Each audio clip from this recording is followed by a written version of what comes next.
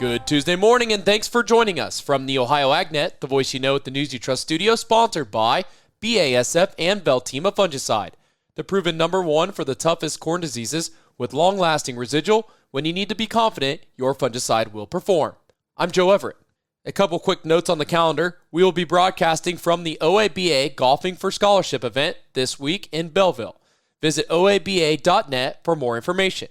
And our next monthly check-in at Farm Credit Mid-America will be on Thursday. Tune in as we discuss the latest Farm Credit Mid-America news and updates. And wake up, Ohio farmers. Ohio's Country Journal is bringing the coffee to you. We're hitting the road and stopping at rural coffee shops, diners, and your favorite morning gathering spots across the state. When we show up, the first 25 folks through the door get a free cup of coffee, a limited edition Ohio's Country Journal mug, and the latest issue of Ohio's Country Journal. All on us. Want us to visit your local hangout? Head to ocj.com/coffee shop and sign up your local spot today. Ohio's Country Journal, your source for Ohio farm news. Now for your agricultural news headlines, we get an update on the latest Ohio Crop Progress Report, exploring equipment industry workforce solutions, and an update from the Between the Rows farmers, and additional news on the latest New World screwworm. That's all in today's news feed, which is delivered to you by Ebert's Field Seeds. Proven local seed performance to Ohio farmers. It's time to start planting Ebert's. Call us at 937-473-2521 or visit online at ebertseeds.com. Let's check in with Brianna Smith for this week's Between the Rows. This week's Between the Rows update is brought to you by Seed Genetics Direct, the #1 fastest growing and largest Ohio-based independent seed company. Ohio crops are gaining momentum with the warmer temperatures and drier conditions. Let's check in with Putnam County farmer Derek Neese. We're just getting ready to start planting tomatoes again right now. Corn and beans are all done. We've been started side dressing our early corn. It looks pretty good. Yeah, everything's going pretty good. We got more rain in the forecast. I think it'll be needed. Stuff's growing pretty good right now. Next, we'll check in with Melissa Clark of Miami County. It's going pretty good. We had a wet end to our May, and then last week, the first week of June, dried up pretty well. So that gave us a chance to finish up with corn spraying. They're side dressing now, so that I think they're almost done with that. So we're making good progress on that. And then Saturday we got over half an inch of rain, and with the warm weather, our crops just really seem to have taken off. Read the full update online today at ohioagnet.com. Reporting for Ohio's Country Journal and Ohio AgNet, I'm Brianna Smith. Hey, thanks, Brianna. Farmers continue to work hard this planting season. Let's see how they're getting along. The Ohio Crop Progress Report is sponsored by Relentless Ag, every acre at peak performance. Learn more at relentlessag.com. Corn was 89% planted, up from 73% the previous week, but still behind the 92% 5-year average. Corn and merged reached 75%, ahead of last week's 57%, but behind the 77% average. As we turn to soybeans, they were 85% planted, up from 68% last week, and trending right along with the 85% 5-year average. Soybean emergence reached 69%, ahead of 52% last week, and the 67% average. As we look at winter wheat, it is 98% headed, ahead of the 93% 5-year average. Ohio wheat condition was rated 63% good to excellent, with 50% good and 13% excellent. For more information on the Ohio Crop Progress Report, you can find it today at ohioagnet.com. The Ohio Crop Progress Report is sponsored by Relentless Ag. Let's get a check on your Tuesday forecast, brought to you by Seed Consultants. Simply better performance, online at seedconsultants.com. Here's Ryan. Warm air, humidity, definitely in play here for your Tuesday. I'm Chief Meteorologist Ryan Martin with that Ohio Ag Weather Update.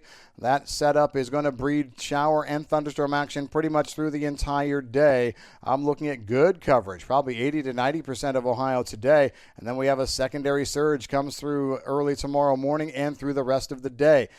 Combined over the 2 days here, likely an inch of rain in many places, but we're not done for the week yet. Overnight Thursday night into Friday, rain's coming back, strong thunderstorms Friday into early Saturday. Yep, we've got moisture through the rest of this week. Taking a break Saturday afternoon, Saturday night, early Sunday. Scattered showers back Sunday afternoon. And then next week, it's going to be a pattern that looks very similar to this one, where we have heat-based shower and thunderstorm action almost every day somewhere in the state of Ohio, finishing it off with a huge system to go into Friday the 19th, Saturday the 20th, and Sunday the 21st. Big rains coming out of that.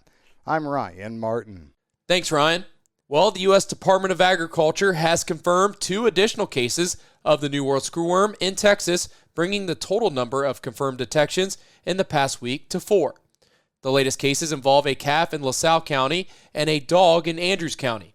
Officials say the dog has recently been in Mexico, and investigations into both cases are ongoing. The New World Screwworm is a destructive pest whose larvae feed on living tissue, posing a serious threat to livestock, pets, wildlife, and in rare cases, people. USDA and the Texas Animal Health Commission have more than 75 personnel working on the ground as part of an aggressive response effort that includes quarantines, increased trapping, wildlife surveillance, and producer outreach. The USDA is also ramping up its sterile fly releases to help eliminate the pest. The agency has activated its sterile fly dispersal facility at Moore Air Base in Texas. Agriculture officials are urging livestock producers and animal owners to closely monitor their animals and report any suspicious wounds or infestations as efforts continue to prevent the pest from spreading. To learn more, you can find the full article today at ohioagnet.com. Stay tuned, we have more news coming up next as the Ohio AgNet continues.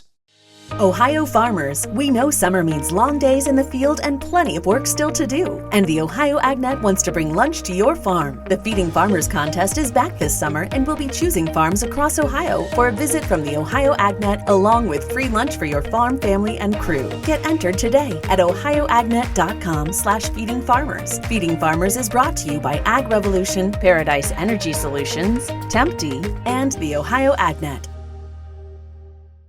Looking for heavy equipment but don't know where to buy? Purple Wave Auction has you covered. Always online and always no reserve. It's your destination for construction or ag equipment ready to work. We even sell semis, trailers, and fleet equipment for your operation. Best part? It's free to join. Head to purplewave.com. That's purplewave.com. Sign up for a free account and start bidding today. Purple Wave Auction, the easiest and most straightforward way to buy and sell equipment. You're tuning in on the Ohio AgNet. I'm Joe Everett. We get an update from Ty Higgins on exploring equipment industry workforce solutions on today's featured audio. Finding enough skilled workers remains one of the biggest challenges facing equipment manufacturers, dealers, and businesses across agriculture and construction. But rather than simply talking about the problem, many companies are taking action to build the workforce of tomorrow. Julie Davis joins us. She's Senior Vice President of People Strategy with the Association of Equipment Manufacturing. Julie, welcome in. It's great to see you. It is delightful to be here. So the workforce shortage has been a concern for years.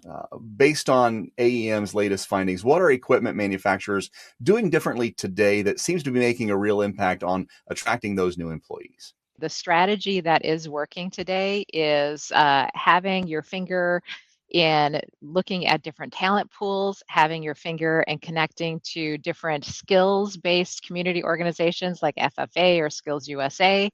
It is connecting to your technical colleges or colleges.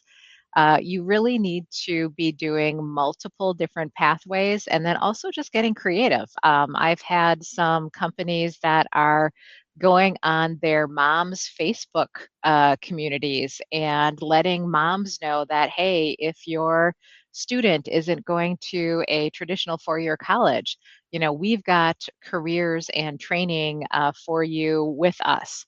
And so it is really about, you know, being creative and trying different things and not doing the same old things that, you know, were done 10 years ago and thinking that that's going to be enough.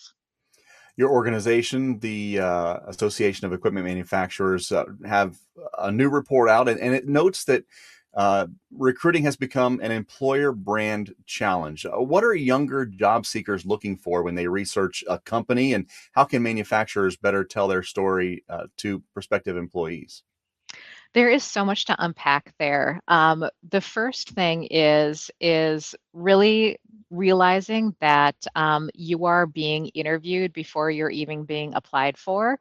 You need to have a website. You need to have social media presence. You need to be representing yourself and the culture that is important to you out so that people can see who you are showing up to be.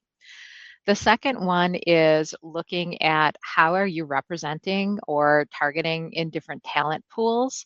So what is the language that you're using in your job postings? And is that language that is going to show up as engaging across different diversity sets?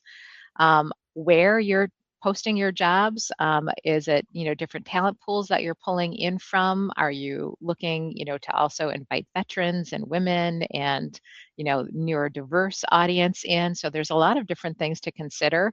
How you are writing your job posting. Now that we have AI, it is pretty easy to say, here is the perfect person that I'm looking for with this different skill sets.